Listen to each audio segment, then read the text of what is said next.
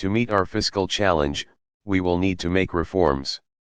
We will all need to make sacrifices.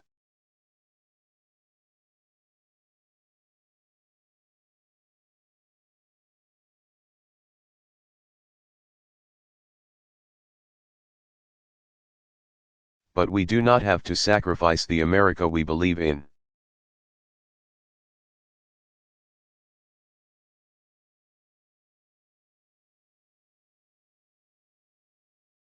And as long as I'm president, we won't.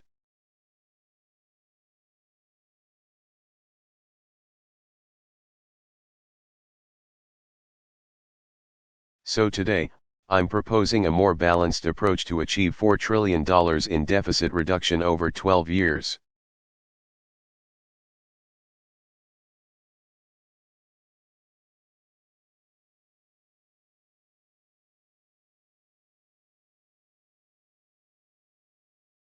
It's an approach that borrows from the recommendations of the Bipartisan Fiscal Commission that I appointed last year.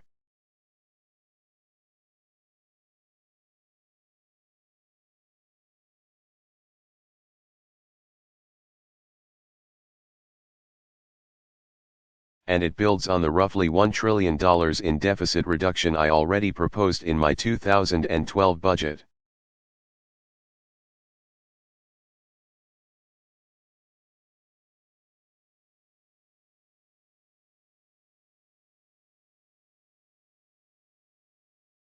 It's an approach that puts every kind of spending on the table but one that protects the middle class.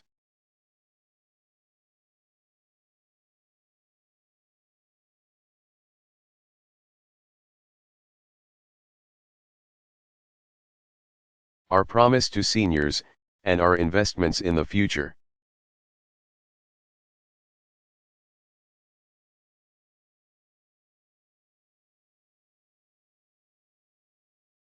The first step in our approach is to keep annual domestic spending.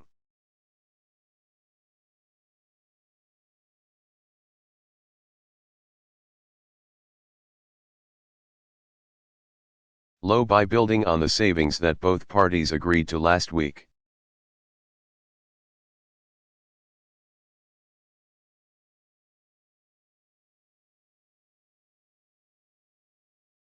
That step alone will save us about $750 billion over 12 years.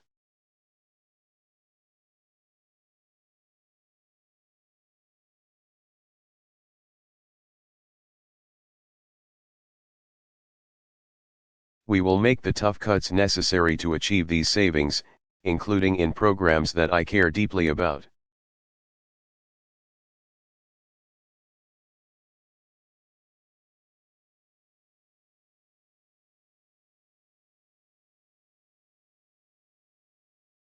But I will not sacrifice the core investments that we need to grow and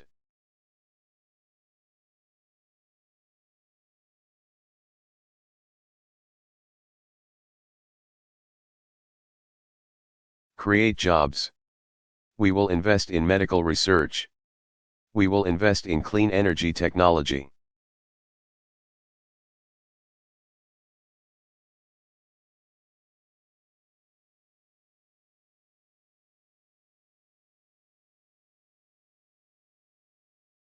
We will invest in new roads and airports and broadband access. We will invest in education. We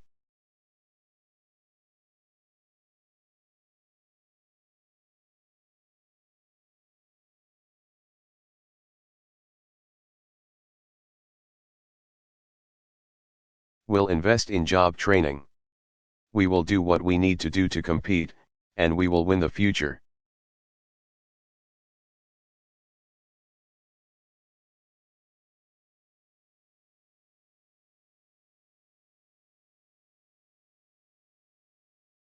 The second step in our approach is to find additional savings in our defense budget.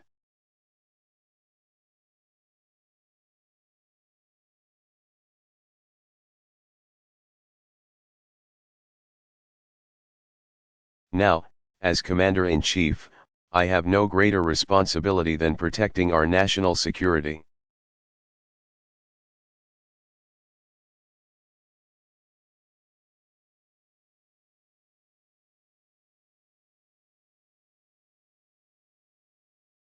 and I will never accept cuts that compromise our ability to defend our homeland or America's interests around the world.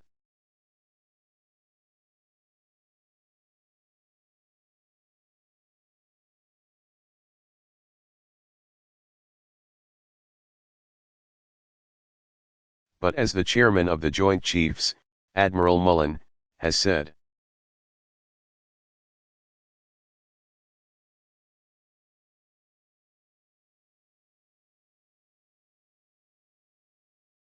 the greatest long-term threat to America's national security is America's debt.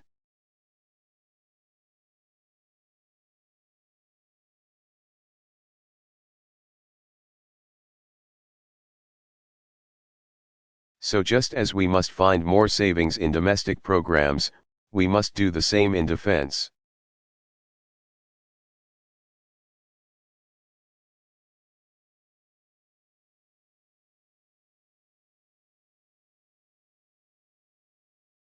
And we can do that while still keeping ourselves safe.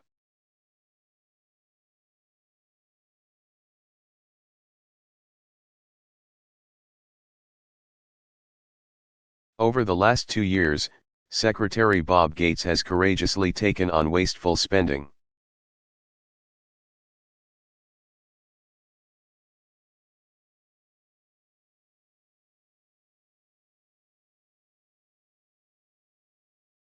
Saving $400 billion in current and future spending.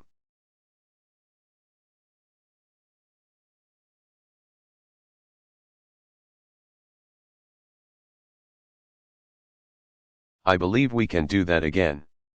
We need to not only eliminate waste and improve efficiency and effectiveness.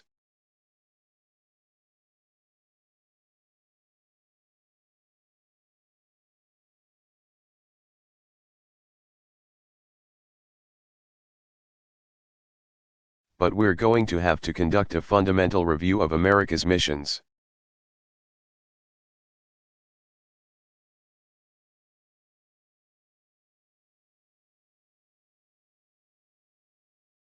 Capabilities, and our role in a changing world.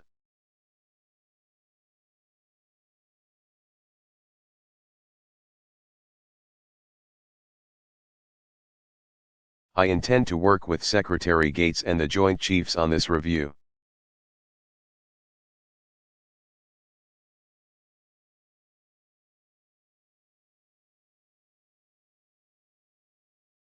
And I will make specific decisions about spending after it's complete.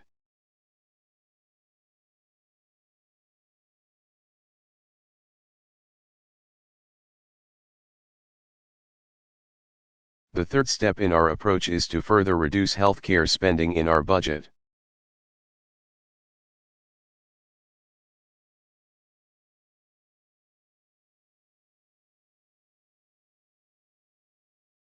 Now, here, the difference with the House Republican plan could not be clearer.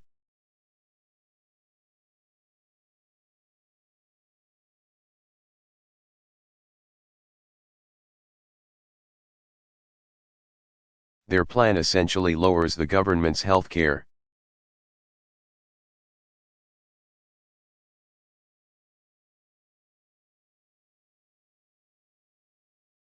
Bills by asking seniors and poor families to pay them instead.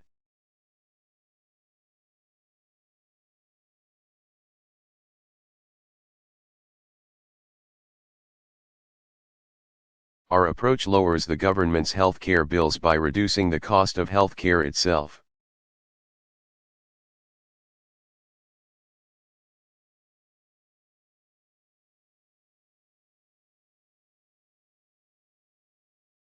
Already, the reforms we passed in the healthcare law will reduce our deficit by $1 trillion.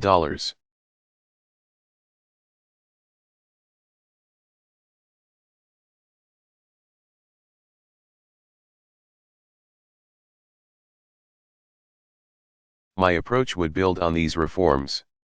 We will reduce wasteful subsidies and erroneous payments.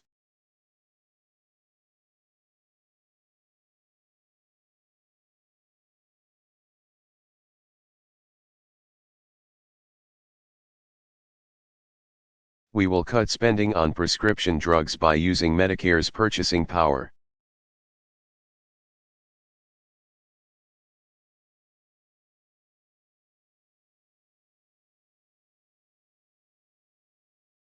To drive greater efficiency and speed generic brands of medicine onto the market.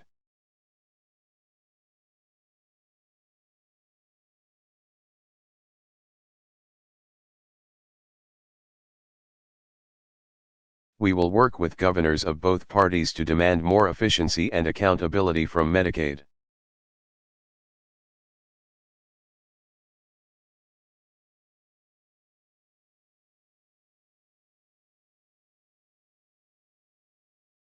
We will change the way we pay for healthcare, not by the procedure or the number of days spent in a hospital.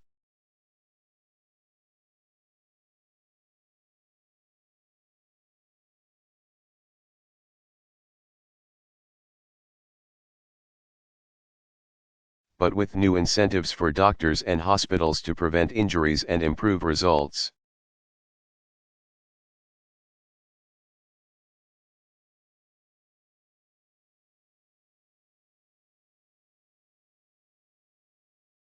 And we will slow the growth of Medicare costs by strengthening an independent commission of doctors.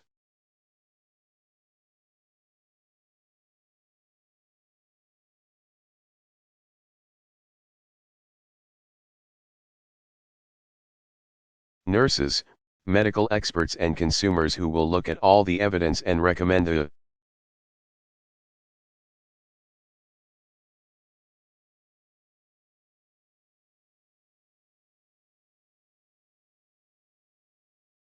best ways to reduce unnecessary spending while protecting access to the services that seniors need.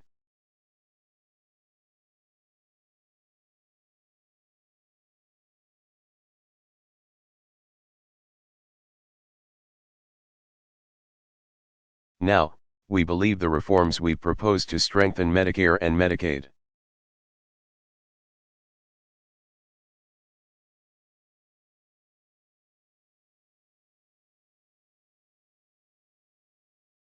Will enable us to keep these commitments to our citizens while saving us $500 billion by 2023.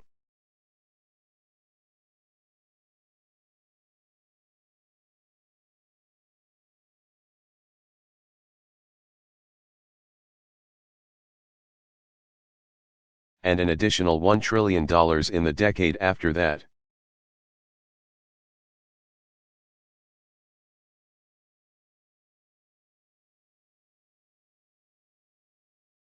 But if we're wrong, and Medicare costs rise faster than we expect,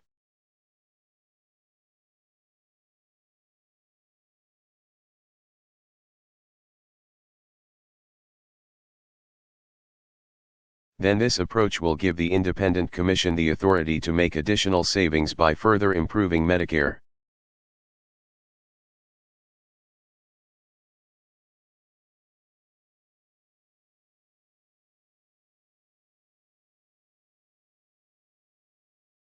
But let me be absolutely clear.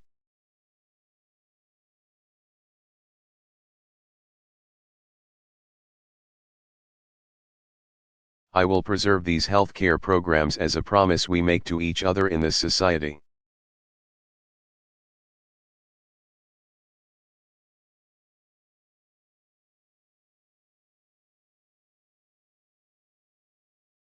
I will not allow Medicare to become a voucher program that leaves seniors at the mercy of the insurance industry.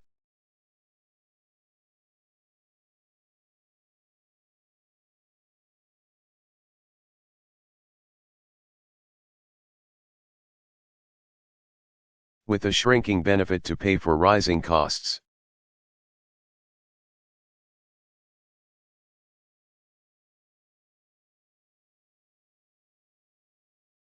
I will not tell families with children who have disabilities that they have to fend for themselves.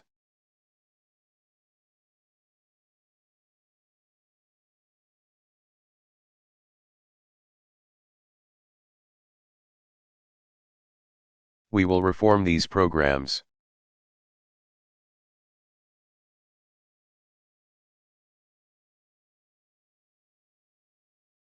but we will not abandon the fundamental commitment this country has kept for generations.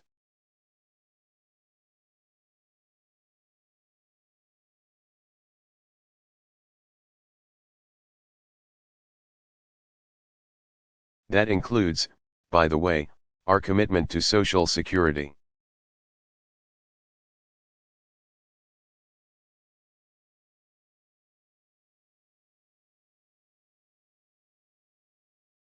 While Social Security is not the cause of our deficit,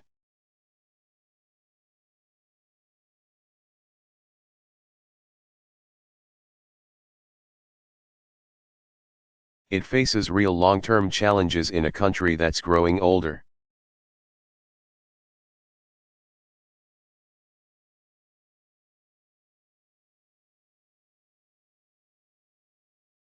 As I said in the State of the Union,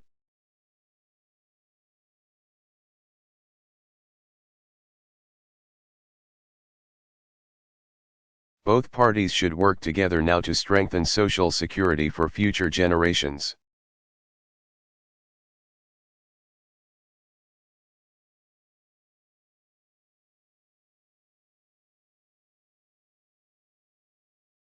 But we have to do it without putting at risk current retirees, or the most vulnerable.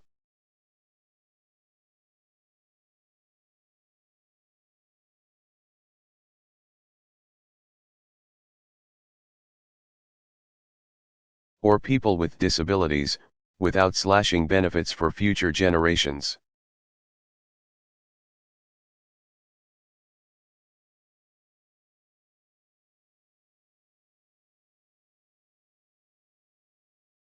And without subjecting Americans' guaranteed retirement income to the whims of the stock market.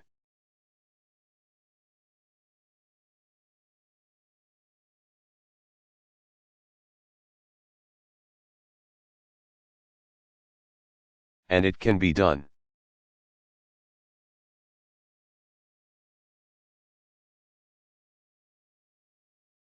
The fourth step in our approach is to reduce spending in the tax code, so-called tax expenditures.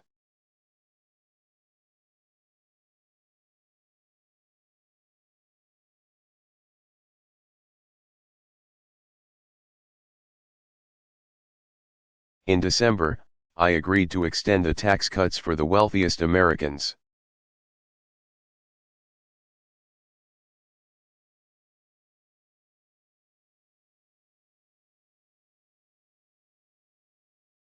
Because it was the only way I could prevent a tax hike on middle-class Americans.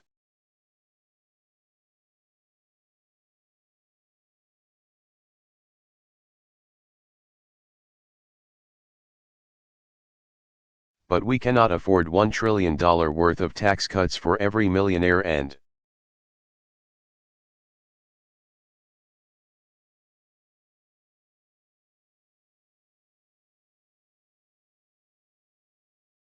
billionaire in our society. We can't afford it. And I refuse to renew them again.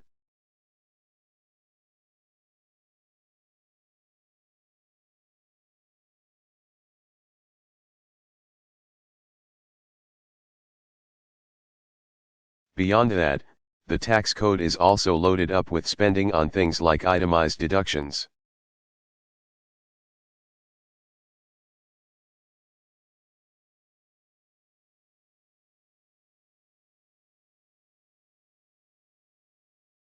And while I agree with the goals of many of these deductions, from homeownership to charitable giving,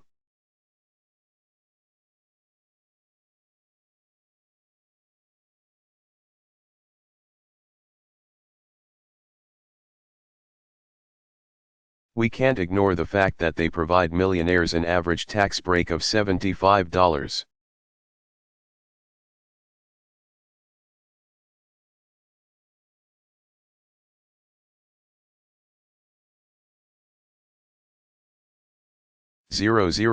But do nothing for the typical middle-class family that doesn't itemize.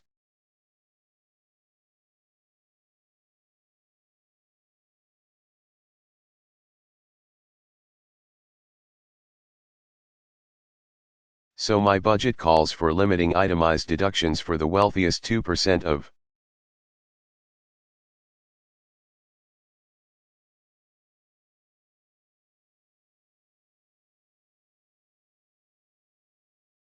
Americans a reform that would reduce the deficit by $320 billion over 10 years.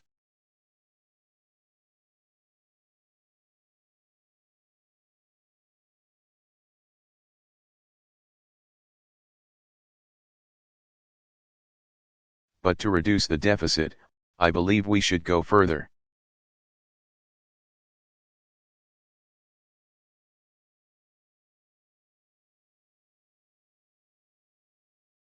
And that's why I'm calling on Congress to reform our individual tax code so that it is fair and simple.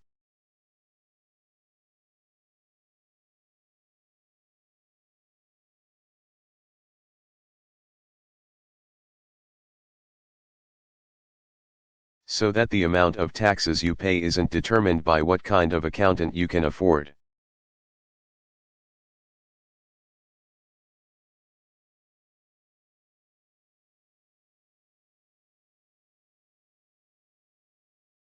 I believe reform should protect the middle class, promote economic growth, and build on the fiscal commissions.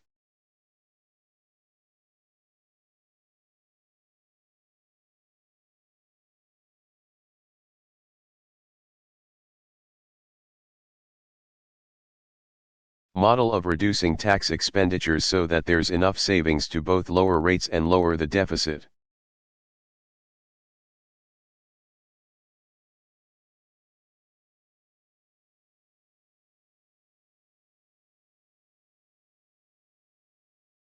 And as I called for in the State of the Union, we should reform our corporate tax code as well.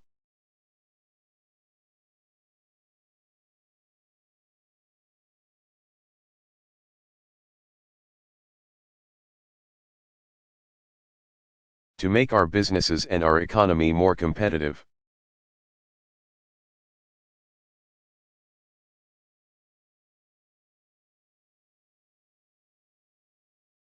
So this is my approach to reduce the deficit by $4 trillion over the next 12 years.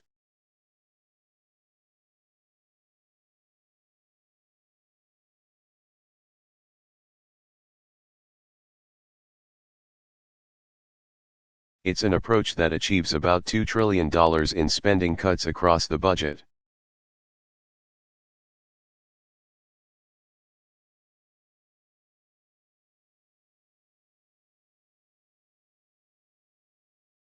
It will lower our interest payments on the debt by $1 trillion.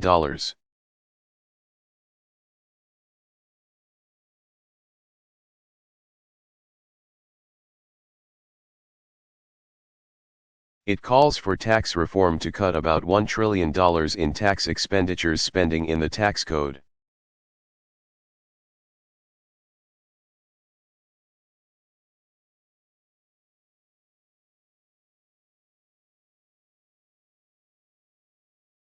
And it achieves these goals while protecting the middle class.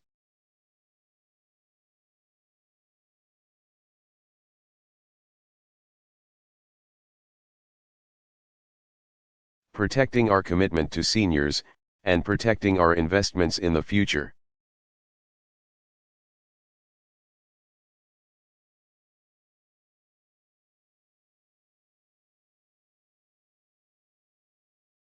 Now, in the coming years, if the recovery speeds up and our economy grows faster than our current projections,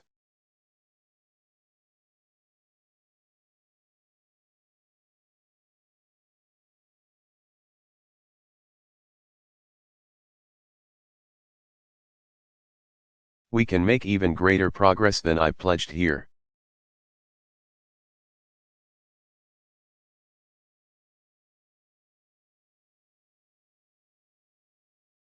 But just to hold Washington and to hold me accountable and make sure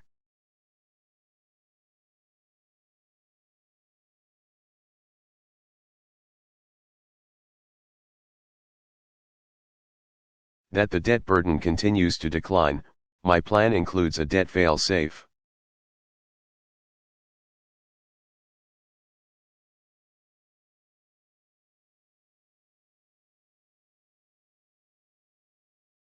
If, by 2014, our debt is not projected to fall as a share of the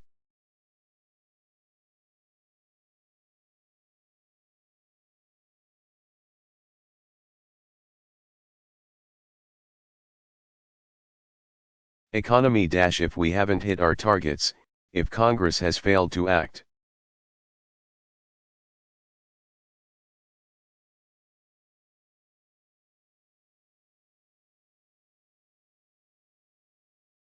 Dash then my plan will require us to come together and make up the additional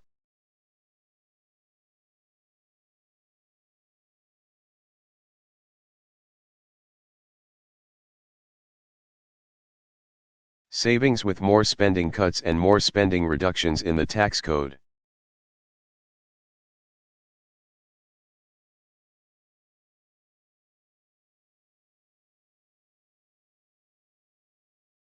That should be an incentive for us to act boldly now, instead of kicking our problems further down the road.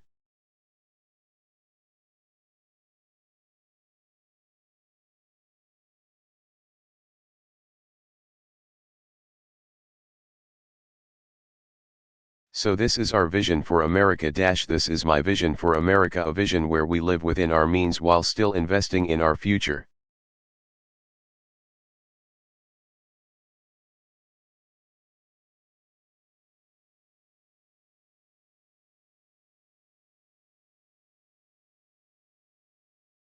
Where everyone makes sacrifices but no one bears all the burden.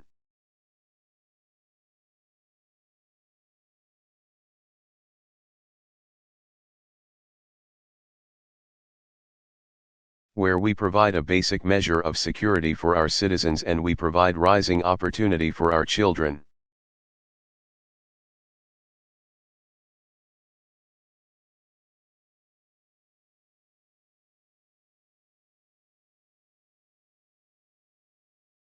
There will be those who vigorously disagree with my approach.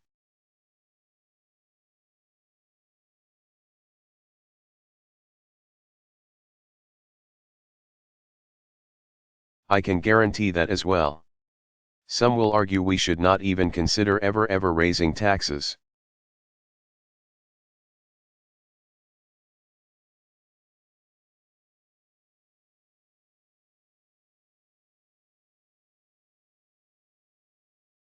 Even if only on the wealthiest Americans.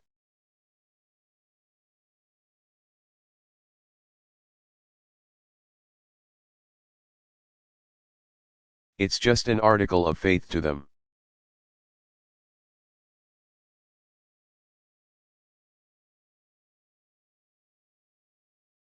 I say that at a time when the tax burden on the wealthy is at its lowest level in half a century.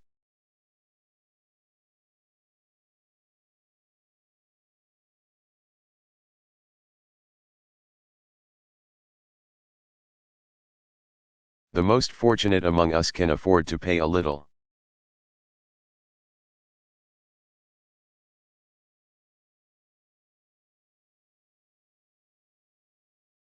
more. I don't need another tax cut. Warren Buffett doesn't need another tax cut.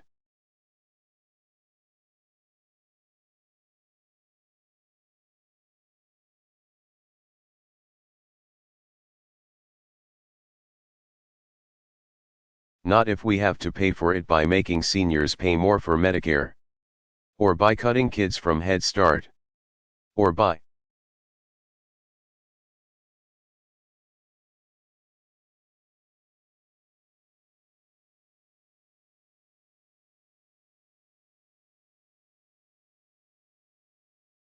taking away college scholarships that I wouldn't be here without and that some of you would not be here without.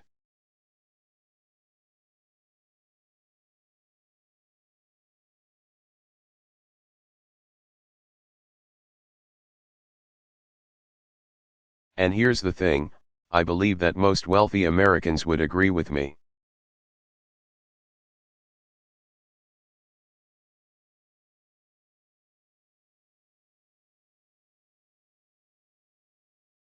They want to give back to their country, a country that's done so much for them.